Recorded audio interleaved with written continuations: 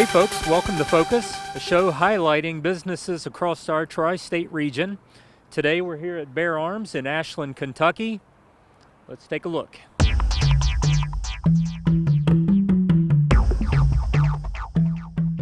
So we're here this afternoon with Mike Crawford at Bear Arms. Hello. Hello, how you How's it doing? going, Mike? Good. So what is it you do here with Bear Arms? Well, I'm the general manager at Bear Arms. I oversee day-to-day operations and sales, training, and holster shop. So we're here to take a look today at the holster manufacturing process. In fact, they started their business in the gun arena. We did. Downstairs. Yeah. And then it evolved into... Right, it started really small. I guess it would have been about a year ago, close to a year ago. And it's grown. We've added a bunch of employees, had to build finish some unfinished parts of the building. It's really grown. So what was kind of the inspiration for what we're about to see here with the holster operation? Well, building holsters was actually kind of just a little hobby of mine. I just did it every now and then, and wore a couple to some classes I was teaching, and people bought them right off my hip. Billy Bear, the owner, got the idea of actually turning it into a business, and like I said, we started off really small, just putting out maybe 1 or 2 holsters a week. To now we're shipping all over the country, all over the world. Wow, that's awesome. Yeah. So you want to take a look?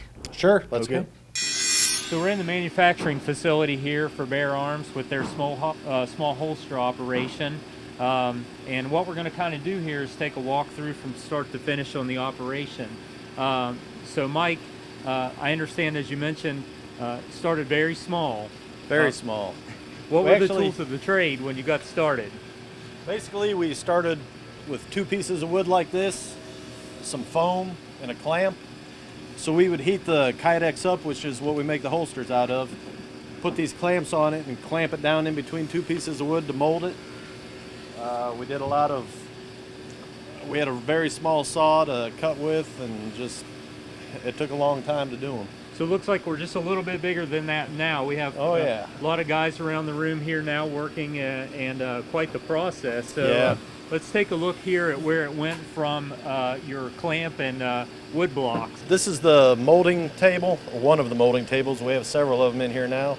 But basically the Kydex is heated up to a certain temperature, and a gun mold is put on there, wrapped in Kydex, and then vacuum formed, which I can actually show you how it works right here if you'd like. Once we get the Kydex on, that'll go down. And you can see it makes a good vacuum form on there. So can you actually even do the wraps on material other than the Kydex holsters? We mold flashlights. We've done several handcuff cases for police officers. We can do just about anything. Really nice. Is it possible to actually do, say, like magazines or? Yeah, we do magazine holders as well. Just about anything that's solid we can mold. That can withstand the temperature, presumably, as well. Right. Yeah. You'd mentioned that also when you got started, you weren't using quite as fancy of an operation here with these shrink machines as well. Now we have these big heat presses here, which we can actually control the temperature really well on them. We actually started off with this toaster oven down here. That was one of our tools of the trade when we first started. So yeah, we moved up to the adjustable temperature presses. You'll see those all over the shop. It makes it a lot easier. What is the material that you use? You mentioned it's Kydex. Is that some type of a plastic? Right, yeah. So Kydex is a thermoplastic. Once you heat it up to a certain temperature, it becomes pliable. And like I said, we'll put it on the heat press here. Once it heats up to temperature, we'll move it over to the molding presses, and it forms right to the object. You can kind of see right here. That's kind of what it looks like when it comes out of the press. So from there, we'll take it over to the cutting and finishing area and cut, grind, polish, just make it look nice and make sure it fits. The base can be available in a variety of colors before it's printed as well. Yeah, the base can be just about any color, but we can print anything, graphics, logos onto the holster. I mean, we got a lot of popular ones that we print over and over again. But yeah, we can print any company logo, whatever you would want on it. I could take a picture of you right now and print it right onto a holster. But that's done before the molding process. But That way you would be able to tell that it was mine, right, yeah. If anybody ever stole it, you could say, hey, that's mine. So looking here on the table, I can see tons and tons of what appear to be handgun templates. Yeah. So what are some of the most popular models that you make for? Well, actually, when we started off, we only had probably 4 or 5 of those molds. We just chose the most popular models, Glock, Smith & Wesson, you know, the bigger brands, the stuff that people are carrying a lot. And obviously, we've moved up. We've got molds for just about everything made now. There's still a few little sneak in here that we don't have, but we do our best to cater to the customers. So. Would you say there's any particular model that's the most popular? Whew, Glock 19s are really popular. I'd say we probably do more Glock 19s than anything. Yeah, we do a lot of Glocks. Smith & Wesson Shields, we do a lot of those. The SIGs are getting really, really popular now. The SIG P320, we do a ton of those. So yeah, those are the biggies that we started with. So we're here with Chris, also with Bear Arms, and Chris is going to tell us a little bit about what he does as part of the process today. Once it's molded, it comes to us and we have an order form. From that order form, it tells us exactly what gun it is, what color Kydex it is, printed or plain, and then it goes into the attachments, how they're going to hook it to their belt or whatever. From that point, we take it, we draw the shape on it, we mock up the attachments so we know where they go, know where the hole placement goes. From there, we take it and we go straight to the bandsaw. We cut it out, get a rough shape, and then we go through, we clean it, we put all of our rivets, retention screws, whatever else we got to put into it.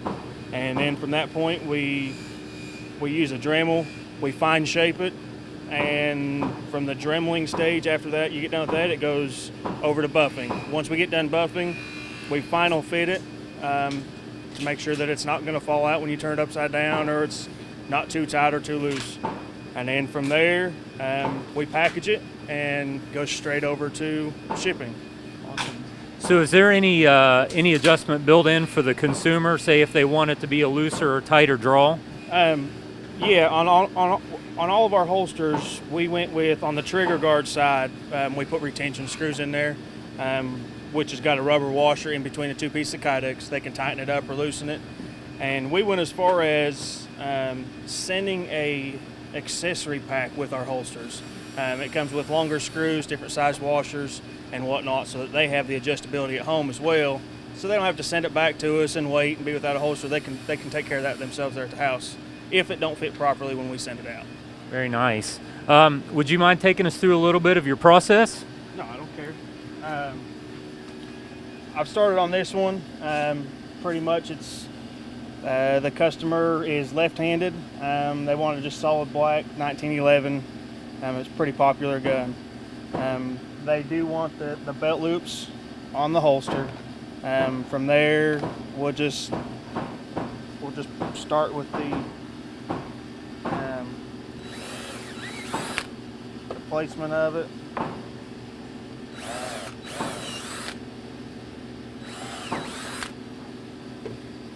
That pretty much just gives us our point where the belt loops are going to attach.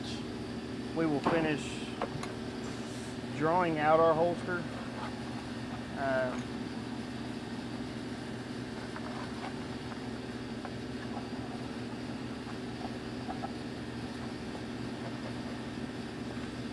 then from there, we'll when they mold it, they put a guide screw in it. That way the two halves stay together and they don't shift on us. From that point, after we've drawn it, we will move our guide screws into attachment holes. That way it just stays together when we cut it and it don't fall back apart on us.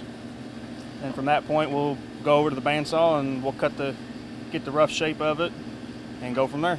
So completely hand fabricated process. Yes, 100%. Very, very cool. And there's nothing done by machine. The only thing done by machine is the vac over there.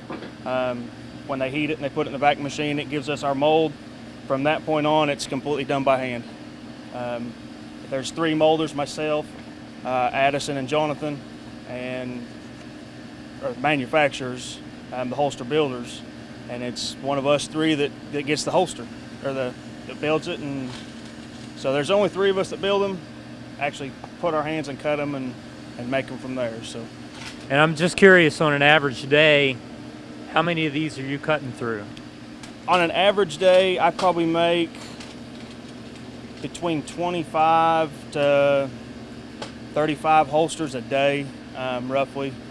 And then on average, some days I get a little bit less, some days I get more. It just depends on the how complex the holster is itself. Definitely a full day, though. Oh yeah, we work 10-hour days. On average week, probably 125 to roughly 150 holsters per builder goes out of here. So from this step here, what I'll do is I'll rough sand it, and then I'll put all my rivets and my retention screws in from this point. From this point, everything's been dremeled. That's the final shape of it. From here, we'll go over and we'll buff it out. It smooths the sides out, makes everything shine a little bit, and then we'll come back and we'll put attachments on it and make sure the final fit's right. From that point, it's done and ready to ship to the customer. We'll package it up, send it over to shipping, and they'll do a final quality control inspection on it, make sure I didn't miss nothing, so I ain't got no rough edges or whatever, and make for sure that I can read the order form and that we are sending the right holster to the right person, and from there they'll put it in a box and send it out. All right, so we're back here taking a look at the final quality control as well as packaging and shipping. Right. So what's first? So before anything goes out, our quality control people are going to look over it, just check for rough edges, any flaws in the holster. They are handmade, so everyone is unique. So we don't necessarily check for the exact design because they're all different.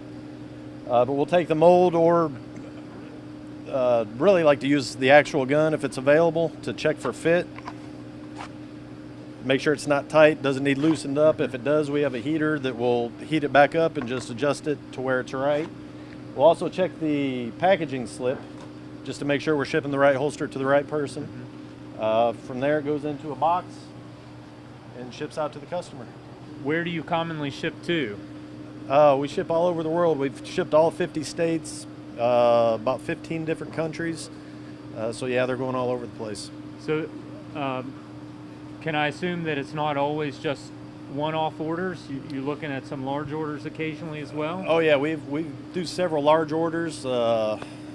We actually ship to a lot of police departments, agencies that all want the same holster with their logos on them. So yeah. I'm just curious, with this type of a process where you're the manufacturer and the seller here, are there any operations that you know of that are actually reselling your product as a branded product? Oh yeah, we have distributors all over the United States. The nice thing about them is they don't have to have any inventory. They take the orders, send the orders to us, and then we drop ship them to the customer. So we're here with Brian. He's the graphic designer for Bear Arms that helps get the designs to the material that gets made into the holsters. So Brian's going to take us through a little bit of his process here. So generally we use design software such as Photoshop, etc. To start out with, composing our art files. After that gets made, we use a special software that is called raster software. So what that does is it rips the art files into a way that the printer can understand them.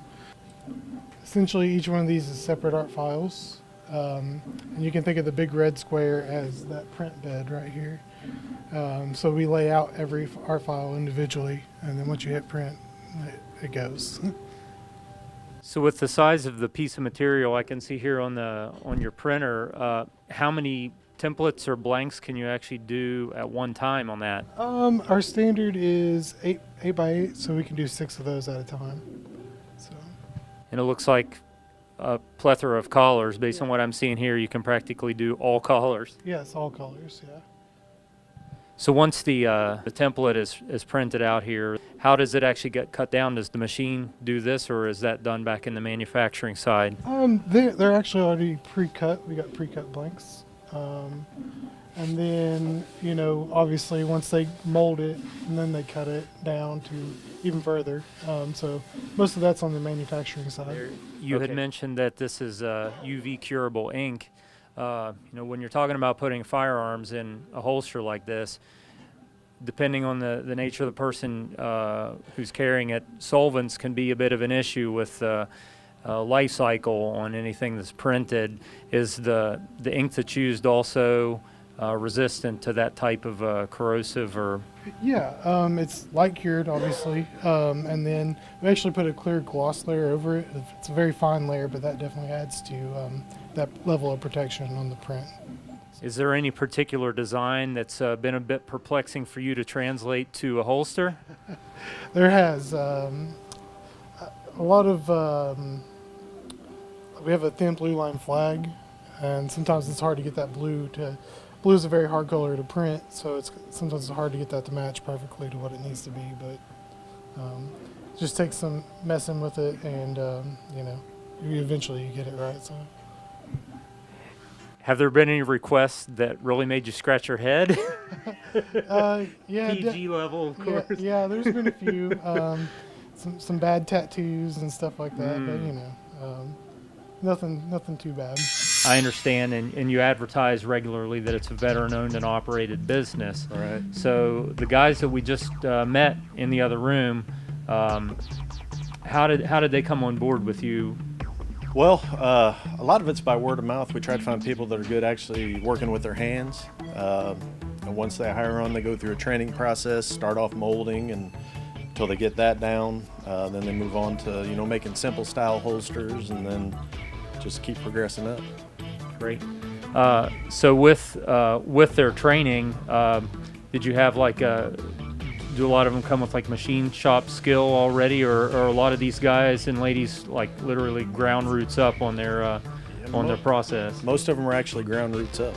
They come in here, like I said, we look for people that are good with their hands, working with their hands, and none of them had any experience making holsters when they came here. And we just kind of train them as they come. So with the the economic resurgence that's happening in this area, we're looking at a small manufacturing operation that's proving itself as a success story in the tri-state area. Where do you envision? What is your vision for the future of the holster manufacturing itself? Well, we just plan on hopefully keep growing. Our name's gotten out there. That's a big part of our business is from word of mouth. Even online, people review our holsters and love them. So, I mean, that's a huge part of our marketing is just word of mouth.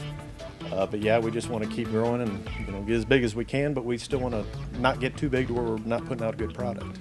So we saw in the shipping area there, when you were putting your labels and so forth together, is a lot of the ordering handled through an e-commerce platform, or do people call in?